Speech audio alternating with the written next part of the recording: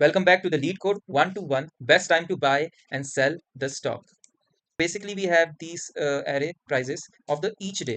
7 is day 1, 1 is day 2, and so on. And these are the prices of the stock. Now, our task is to find that minimum value, the least value out of it, figure out the least value here. That's one, correct? And after figuring out the number which is least here, we will buy on that date.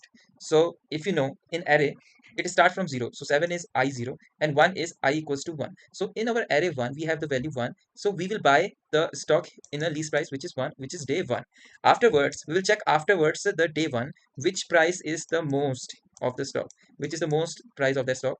And after figuring out the most price here, we will just subtract, we will sell that day, that stock we buy on 1, we will sell that here, suppose 6. Then we will have the maximum profit.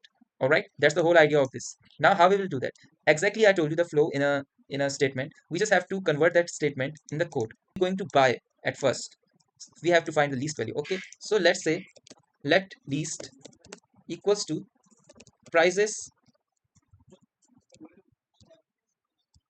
Okay, and afterward we need to use the loop here and just compare least value to the next one and use the loop.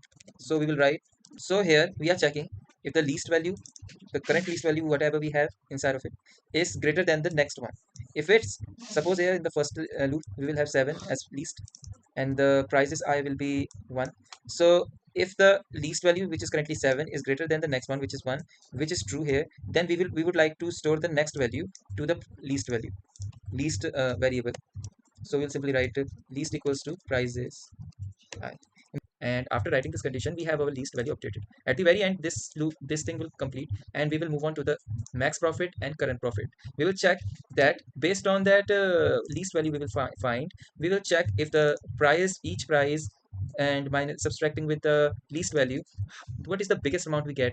And for that we will check maximum profit, and meanwhile we will update the maximum profit with the current profit, and the most value will be stored in the max profit, and at the very end we will print it, and that's how we will get this. If you run this, you can see here we get accepted. Now we'll simply submit it and it will check all the, you know. So that's how it works. Thank you.